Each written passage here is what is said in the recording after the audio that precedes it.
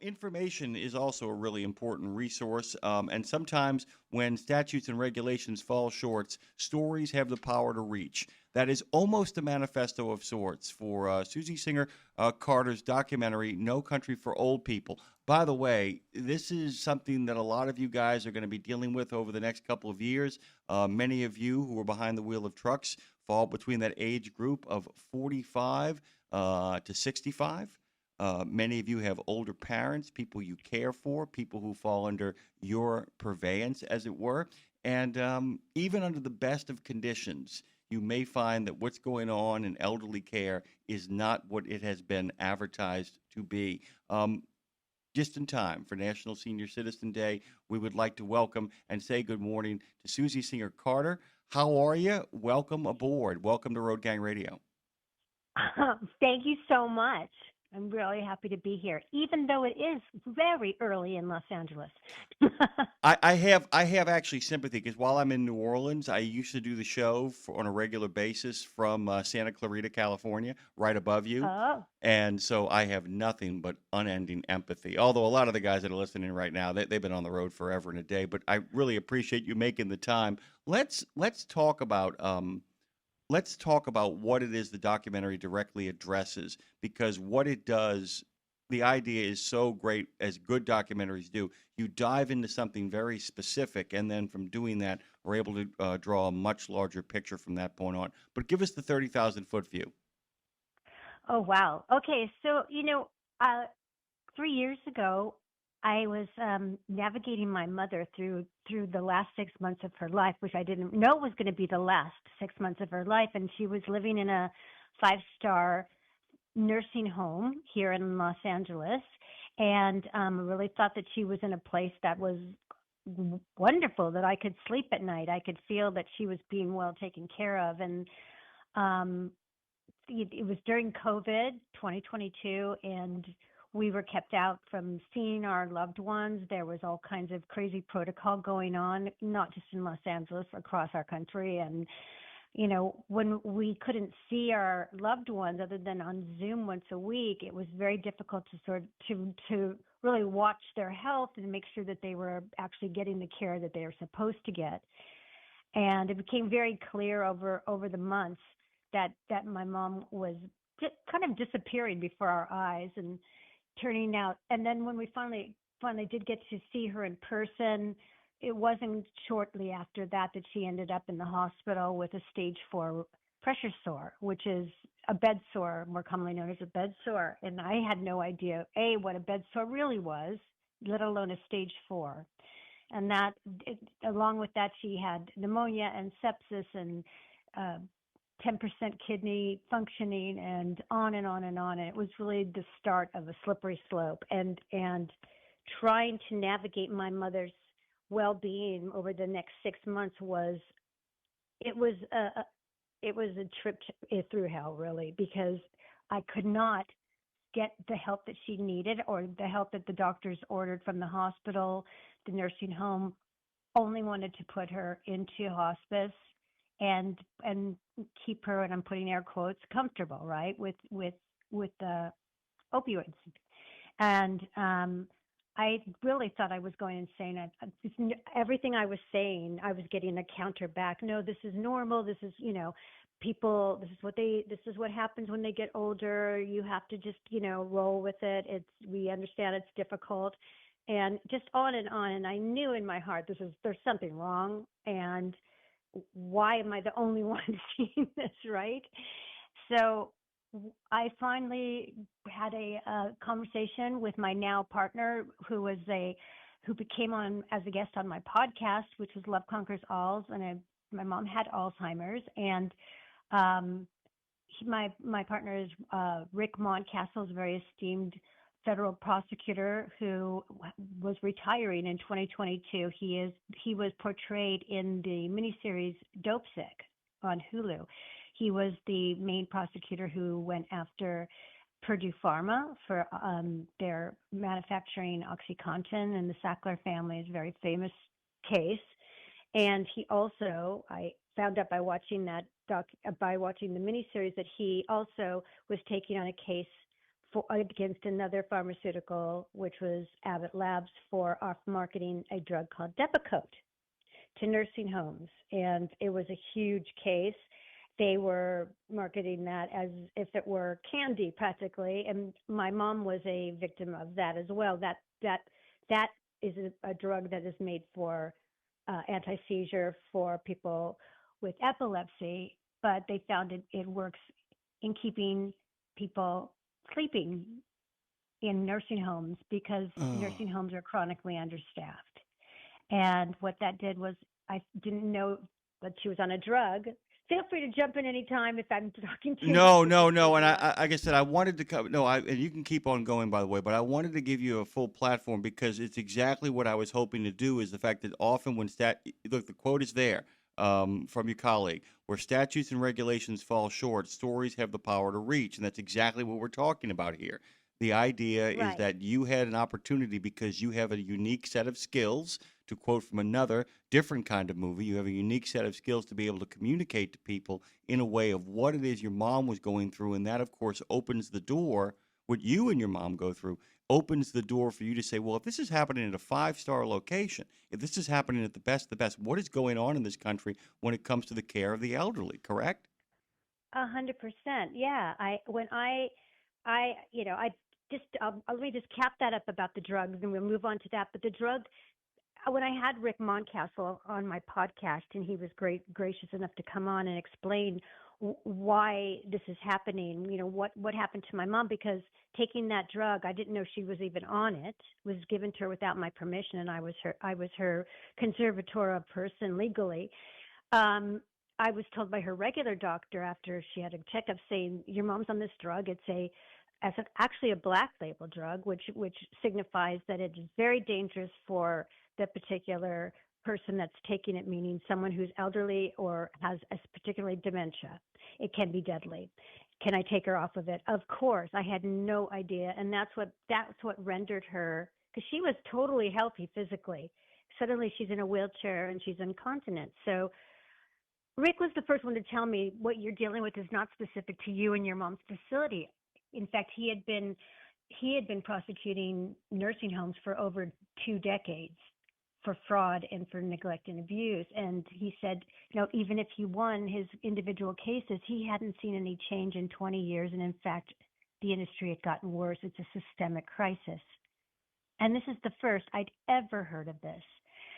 So at the end, you're talking about stories. And at the end, when my mom passed away, sooner than she should have, Rick and I put our heads together, and he said, you're a storyteller. What are you going to do? Because I said, I got to do something. And he said, well, you're a storyteller. Tell the story. And he said, and had been wondering what he was going to do with his 15 minutes of fame from Dope Sick.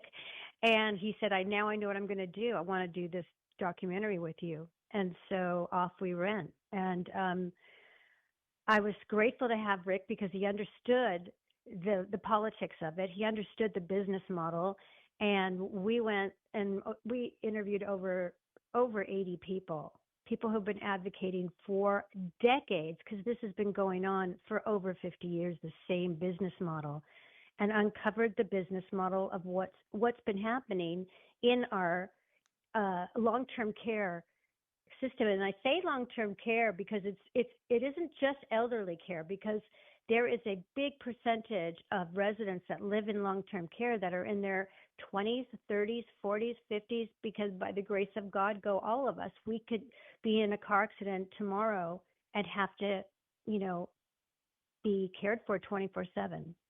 I Or we could, right? I am the thing is too. I have two elderly parents, neither of whom is in a home. They live together. They actually just celebrated they've been married for over 60 years. Oh They're my God, that's amazing. Yeah, and they both are completely in charge of their wits.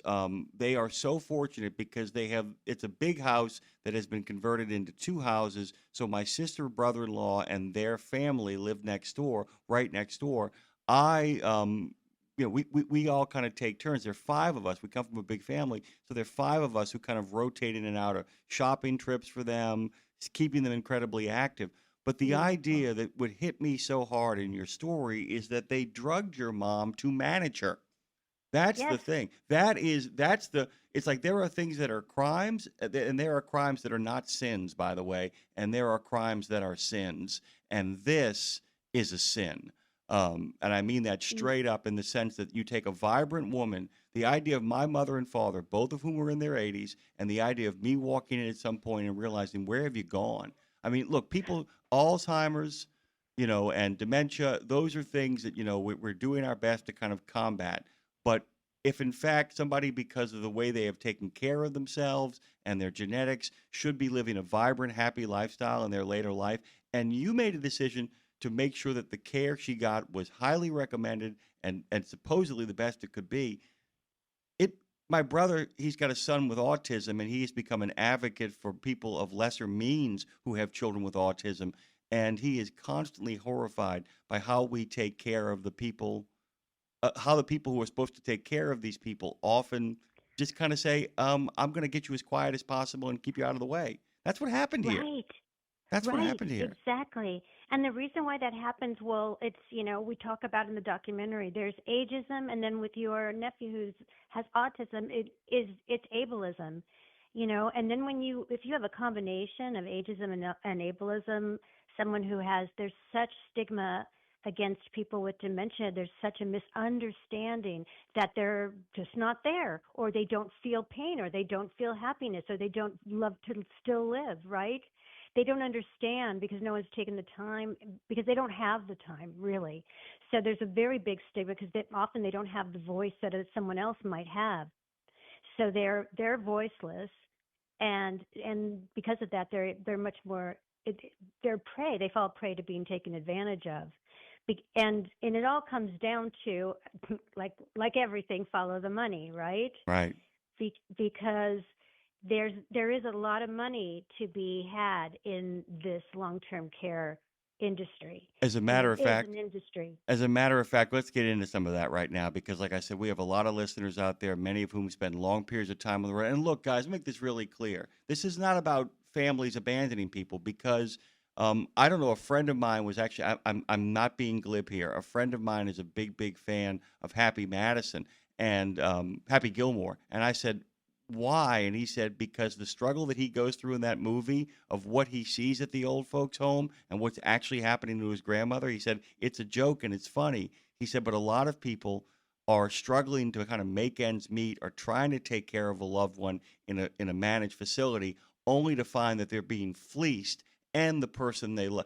It would be one thing if people were getting fleeced, but the care was first rate. We could kind of be like, Yeah. we okay, you know what? We can kind of look the other way. You enriched yourself, but man, the quality of life here is spectacular. But it's a double whammy, is what we're talking about. Let's talk about Michigan for a second, okay? Well, You took a look at Michigan about the funneling of money into. mhm. Well, yeah, just talk about the funneling of money from elderly care and where it ends up going. Sure. So it is, I think you're referring to a particular article that you have, but Michigan is just emblematic of every one of our states has this problem, and the business model has been of long-term care for like I said, for over 5 decades, has been infiltrated by venture capitalists and real estate investment groups that find it very easy to game the system because of the ageism. No one's looking. It's very easy. Corporations have veils, as you know, if as most of us know, that they are protected by those corporate veils, and so it looks like one of our experts says it, who has been doing forensic study and going to Congress screaming for transparency because it looks just like criminal enterprise. When they say tunneling, they're tunneling the money from the facilities that really aren't to blame. They are only listening to their owners on this is their marching orders. They either fulfill them or they don't work there, right?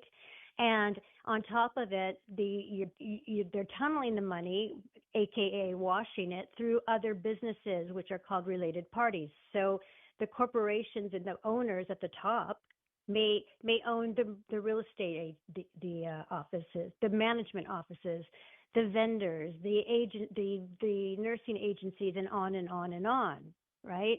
and then they will raise their costs to the facility that they also own and pay themselves these exorbitant fees, and then go to CMS, which is the Center for Medicare, Medicaid Services, and tell them, we just don't have the money. Medicaid and Medicare doesn't pay enough money for us to staff at this number that you are requiring. Therefore, give us more money or we can't do it. But in fact, there's plenty of money to staff properly.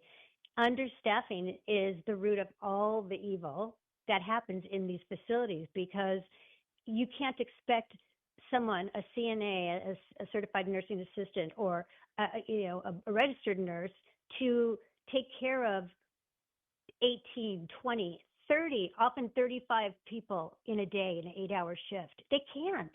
It's impossible when people require a certain amount of care. And although there are regulations in place, the oversight and the enforcement is performative at best. So ask me why it is like that. Oh, okay. I mean, the thing is, I mean, how did we get to this point? I mean, why is it like this? Because I mean, we know the horror stories about the late 19th century. There are some famous true crime stories about what went on in regards to taking care of elderly people, but we still Mm-hmm. haven't solved this problem. This has been going on. I mean, this has been going on since time immemorial in certain cultures. Why is this continuing to happen? Why can't anybody stand up and say enough is enough? I I I I asked the same question. Um, where there's money to be made, you're going to have corruption. You just are, and that's why we have societies. That's why we set up checks and balances, right? But when the checks and balances are being overlooked because we have lobbies, and lobbies are very wealthy, and their one job is to keep everything status quo. So, in fact, there is a nursing home lobby. They are very strong. According to my partner Rick Moncastle, who has, he's done two very big successful cases against the pharmaceutical companies, says they are stronger than a pharmaceutical lobby. But no one knows this. And actually, a lot of people don't even know what a lobby is. People have said to me when I was in the middle of, they do now. They ask me, well, where's the lobby? Can't the lobby help you? And I said, the lobby is our enemy. The lobby is lobbying to keep everything the way it is. The lobby is putting millions of dollars into the coffers of our politicians for their campaigns. They are embedding themselves in our legislature, and that's why traditional advocacy hasn't worked. The kind where you write your congressman, the kind where you go to Capitol Hill and you have speeches and you talk and you have meetings with Congress, and they will take bills under consideration. They might even pass a bill, but nobody is going to enforce them. Is And there there's not going to be any. Yeah. is there a grassroots solution here? I mean, I mean, I hate to kind of. I mean, I'm going to say something. You're going to be like, if you think that hasn't been tried. I mean, it almost begins to feel like that anyone who has anybody in elderly assisted care, that it's almost like grammar schools. One of the things I remember when I worked when I worked in the public school system is at the best high schools. We had a group that we would do cultural resets in grammar schools and in middle schools. And one of the ways that we found, despite the fact that, by the way, schools are big business too, that we Hmm. discovered was that by having these parents associations, these organic parent associations, Hmm. were you able to ever encounter in your journeys associations of people who were, let's just say it's a larger elderly facility, where the people who actually had people there formed an Hmm. organization to continually Hmm. put pressure on the institution to make sure that it did the things it said it was going to do? I did notice that there were a couple of elderly facilities that we've dealt with. I'm one of 32 grandchildren, so we got a couple of old people walking around. Wow. Is that they would really press in. I mean, they would gather people together and show up down at the old folks' home, and I mean good elderly folks' homes, and be like, "Hey, we just want to make sure that the big gumbo dinner actually is happening. We want to make sure the Uh huh. dance is happening. We want to make sure that everybody is cognizant and awake. All of that kind of stuff." Is there a grassroots effort to kind of begin to put pressure on these folks to do what they're supposed to do, their actual jobs? Yes. Well, here's the thing, and what you're right on point, because there is a lot. Most facilities have a family councils, right? That's what you're talking about. Yeah, And they will, it's, it's the PTA for elders, and it's exactly. family council all the way. And the problem is that when you're dealing with a specific facility, and when you watch the documentary, and I hope everyone does, one of our experts who is the forensic, accountant who's been doing this for 20 years and knows this business model will tell you that it's not the facilities at the bottom, it's the owners at the top of the pyramid, right? So when you're going as a family council and you're saying to them, listen, we just want to make sure this is happening. We want to make sure that nobody's getting pressure sores, because, by the way, pressure sores are a never event in regulations from CMS, because they're emblematic of neglect. So are falls. So are UTIs, which are bladder infections, basically. And most of us, I'm sure people are shaking their heads if they're listening to me right now, or have been told, no, you can't avoid falls, you can't avoid pressure wounds, and you can't Yeah, avoid you can. UTIs. Yeah, you Yes, can. you can. Oh, Yes, yes, you you can. can. Yes, you can. By the Right? way, I got two 82-year-old people who, by the way, have vibrant lives, who manage to somehow avoid bed sores.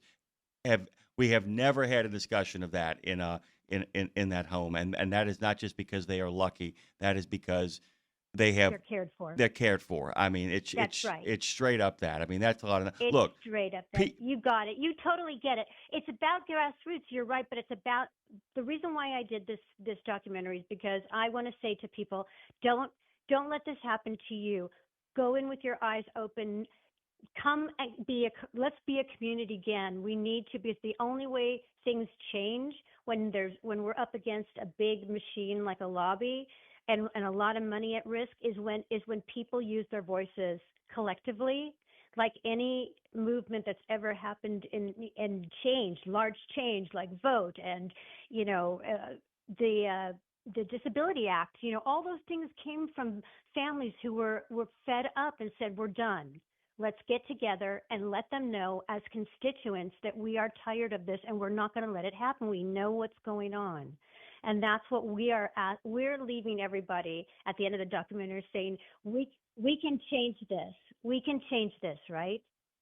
Let me tell you And something, by the way. I have to ask you this question because we have so many of our listeners are over the road truck drivers, many of whom have elderly family members that they mhm, can't be there mhm. with because they're away for 3 to 4 weeks, Ah, sometimes a month at a I time. understand. What can you do if you have folks over in these places where you are not literally not able to be there for them? Are there steps that you can take in regards to making sure that you have friends on the ground or these organizations who are checking in with you? It's all we have time for, by the way. And Susie Singer-Carter is joining us this morning. I want to give her the last word. What can our friends out there on the highways and byways do to make sure that they're advocating for this and getting it taken care of? hmm I'm going to say, since we're short on time, I'm going to say, please watch the documentary. Take some time and watch it.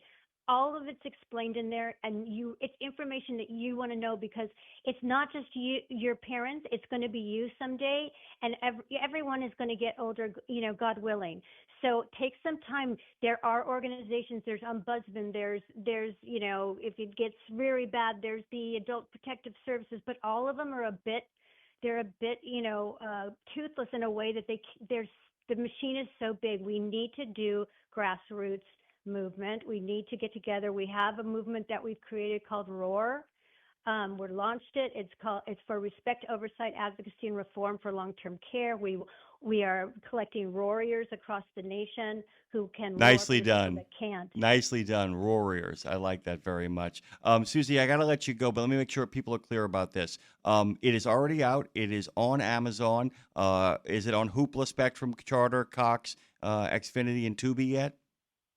Tubi starts today, so it's Hoopla, Tubi, and Amazon Prime Fantastic. today, and then it will roll out to more. Yeah, hey guys, you got no excuse now. It is going to be soon to be everywhere. Guys, you need to check this out. I can't thank you enough for waking up at the crack of doom over there. No Country for Old People. Susie Singer-Carter has joined us. Best of success. Keep on doing the Lord's work. One of our commenters said we need another Dorothea Dix. Maybe that's going to be your job to become the great advocate for this cause. Thank you so much, Susie. My pleasure.